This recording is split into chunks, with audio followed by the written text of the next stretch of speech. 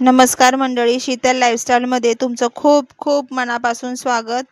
मुलांच्या शाळा चालू झाल्या आहेत आणि मुलांच्या डब्याला पौष्टिक आणि हेल्दी असं काही द्यायचं म्हणलं तर आपण वेगवेगळे पदार्थ बनवतो त्यांना पौष्टिक देण्यासाठी। तर आज एक पदार्थ बनवणार आहोत, तोही बीटाचा पराठा। चला तर मग रेसिपीला सुरुवात करूया। इथे मी 2 बीट घेतलेत, धुवून चांगले स्वच्छ, वरून सगळे त्याचे सालपट काढून घेतलेत मी। आता हे चांगले असे बारीक हिसून घ्यायचे, हिसनीने मोठे मोठे। तुम्ही हवं तर तुम्ही बारीक कट करूनही मिक्सरच्या भांड्यातून काढू शकता। इथे आता हे किसलेले बीट असे मिक्सरच्या भांड्यात घेऊन बारीक चांगले वाटून घ्यायचेत। इथे बघू शकता चांगले बारीक वाटलेत मी। आता राहिलेले बीटाचे किसही तो चांगला बारीक वाटून घ्यायचे। त्यामध्ये आलं, लसूण आणि हिरव्या मिरच्या मी 3 ते 4 टाकल्यात। तुमची मुलं कितपत तिखट खातात त्यानुसार तुम्ही तिखट कमी जास्त करू शकता। इथे थोडंसं पाणी घालून मी असं वाटून घेतले, अगदी थोडंसं छोटा चमचा मी पाणी टाकले। आता या भांड्यामध्ये हे सगळं मिश्रण टाकून घ्यायचं आहे, हे बारीक वाटलेलं। त्यामध्ये 2 मोठे वाट्या मी गव्हाचं पीठ घेतले, 1 छोटी वाटी मी बेसन पीठ घेतलंय आणि त्यामध्ये आता 1 छोटा चमचा धने पावडर टाकायची आहे। धने पावडरनी चांगली चव लागते। आणि 2 मोठे चमचे मी तीळ टाकली आहे। तिळाने चांगले पराठे खमंग असे लागतात। आणि चवीनुसार इथे मीठ घेतलेलं आहे। आता हे सगळं मिश्रण एकत्र करायचं आहे, पाणी न घालता हे सगळं पीठ मळून घ्यायचे। बघू शकता चांगलं पीठ मळून घेतलंय मी, थोडंसं तेल वगैरे टाकून चांगलं मळून घेतलंय।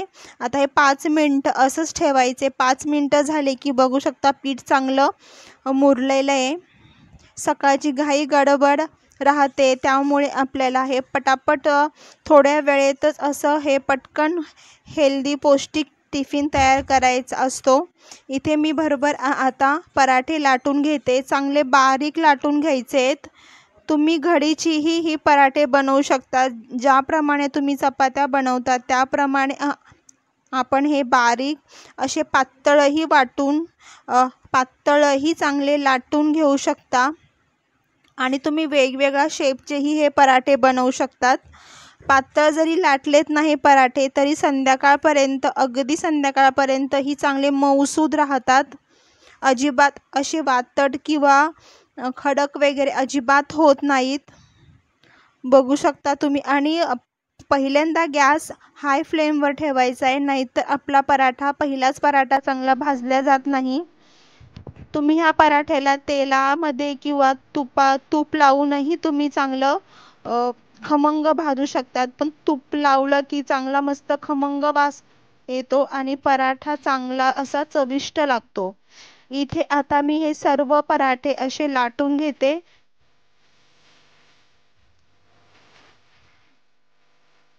सकाळच्या घाई हडबडीमध्ये पटापट लाटून घ्यायचं म्हणलं आपल्याला खूप वेळ जातो। इथे मी एक पराठा बघू शकता तुम्ही, स्क्वेअर शेपचा मी लाटून घेणार आहे। तुम्ही तुमच्या मुलांना कोणत्या शेपचे पराठे आवडतात त्या पद्धतीने तुम्ही हे पराठे लाटू शकता। इथे मी 2 ते 3 पराठे सर्कलमध्ये लाटलेत, गोल शेपमध्ये। आणि हा एक पराठा मी स्क्वेअरमध्ये लाटून घेतलाय। आता पराठे सगळे रेडी झालेत, आता आपण भरूया टिफिन मुलाचा।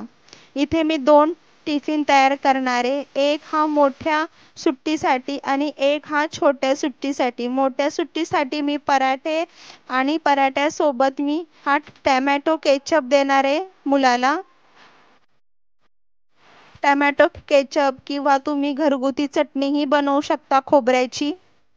आणि लहान सुट्टीसाठी मी फ्रूटमध्ये मुलाला पपई देत आहे।